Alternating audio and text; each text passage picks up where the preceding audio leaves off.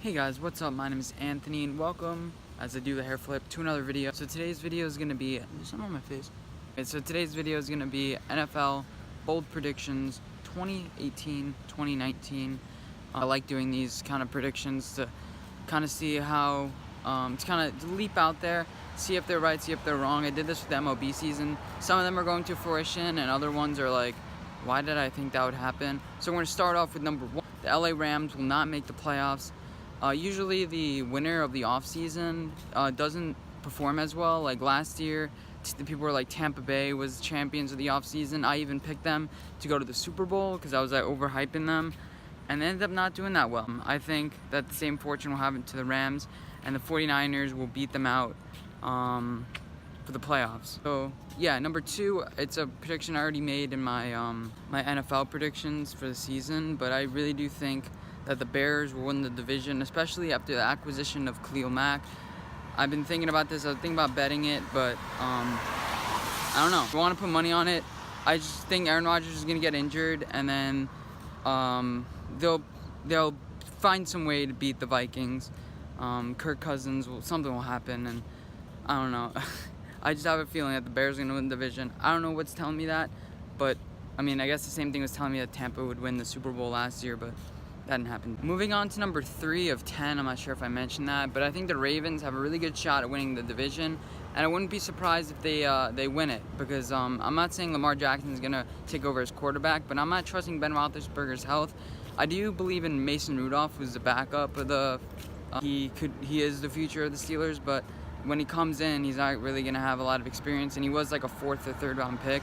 Kind of the Steelers defense, I don't really think their defense is their weakness, and plus Le'Veon Bell's holdout.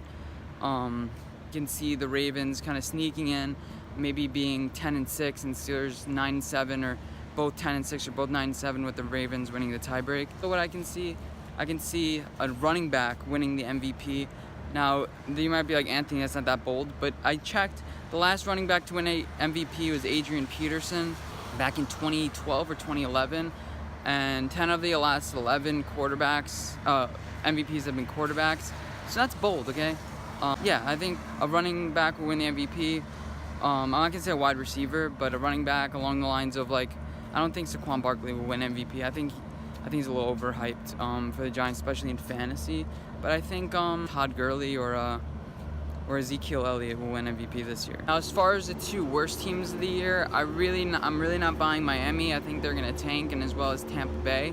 So I think both of them are going to tank this season, and 1-2 pick are going to be Miami Dolphins and Tampa Bay Buccaneers. Not buying Tampa this year. I bought the bait, but watch them outperform this year. They're going to go like 9-7 and contend for the wild card, but I really can't see them doing that since Jameis Winston's suspended, and they have new management, but I don't think that they're going to get it together in time. And also with the Patriots, I think they're going to go 9-7. I think they have a chance of going below 10 wins this year for the first time in like 50 years, what it feels like at least. And the Jets might challenge them with Sam Darnold. I think they shored up their defense a little bit.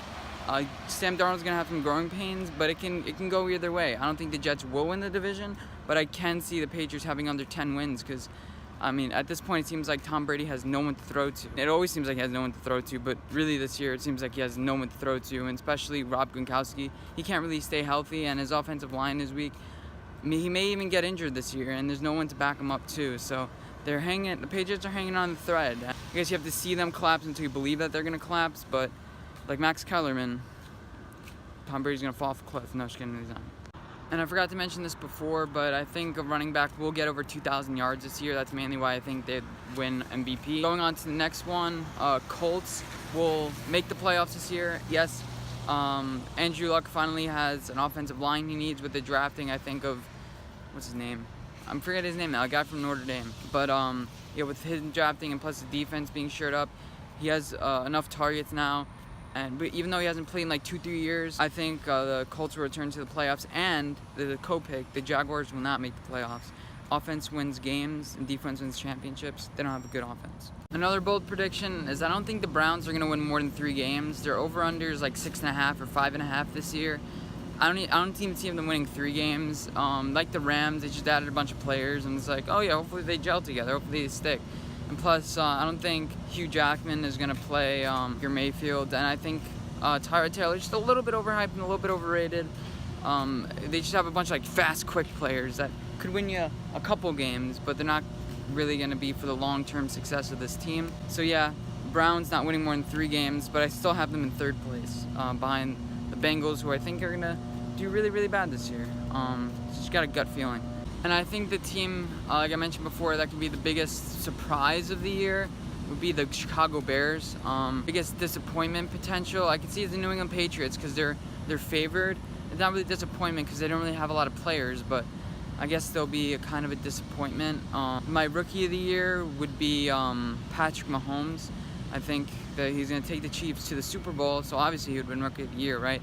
Even though he's not really a rookie. I think you still consider him a rookie, right? I'm not sure what NFL is, but whether you consider it a rookie.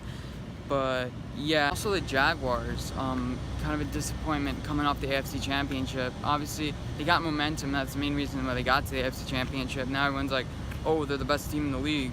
All their fans are like, Duval till we die, and stuff like that. But the 2 teams in the AFC Championship last year probably not going to return this year. I think the AFC is really weak this year, and Jacksonville and Patriots are they're down, while teams like the Texans are on the way up. I know, kind of contradicting myself.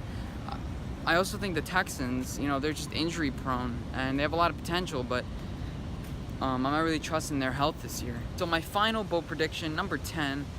Well, I have one hand on the camera, so just picture this times 2. Is the Atlanta Falcons are gonna win the Super Bowl. You're like Anthony Wise is bold. They're probably like top 5 team in the league, but no team has hosted the Super Bowl in their own stadium and went to the same Super Bowl, even that, and then on top of that win. So yeah, that's my Super Bowl prediction, and Devontae Freeman's going to be the MVP. Calling it now, 24-10.